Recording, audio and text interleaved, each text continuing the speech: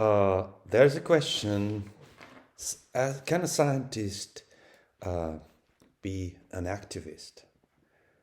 Activists against the climate change, such as Last Generation, are drawing into their activism more and more scientists. Greta Thunberg once asked her audience that she wants the world to listen to the scientists, not to her. Now, that also scientists in some cases become activists themselves, the discussion of such political engagements and of scientists become a hefty argument. But remember, similar was the situation in the USA in the late 1960s about the war in Vietnam and the atomic bomb, the science research for military exploits. Take the case of Joseph Weizenbaum, who protested at his workplace at the MIT against the contributions to warfare by MIT's research. Since the problem has not changed up to today, there must be a deeper reason for it. In fact, and this is the idea of a hint that comes to my mind and why I would want to drop this comment today, is that the separation of science, in German we say Naturwissenschaften, from philosophy.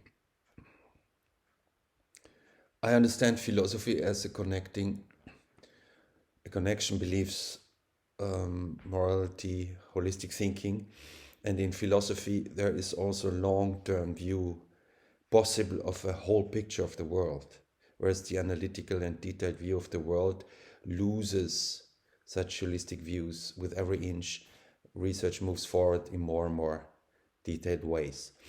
And this seems to be an unsolvable problem to me. In fact, the political engagement of all sorts of people, not only scientists, but especially scientists, seem to become something like a spare time hobby of moralists. Just as if moral responsibility was a spare time occupation, whereas it should be the inner carrying pillow of any person, be it a scientist, a politician, or someone from the economic field. I can suggest a solution to this basic problem of our technologically advanced society. Such solution would question the basics assumption of how science has to be, and a scientist to be as a social being, a human, a man, at all.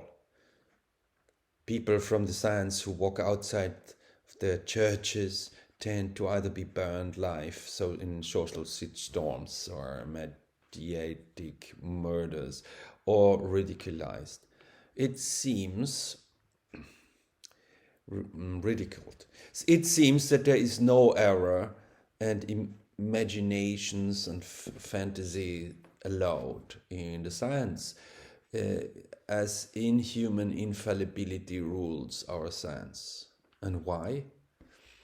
I think because it is a marketing tool. The perversion of human life through marketing is the deeper reason for this problem. Remedies exist only in very small individual doses, and then beware. Thanks for listening.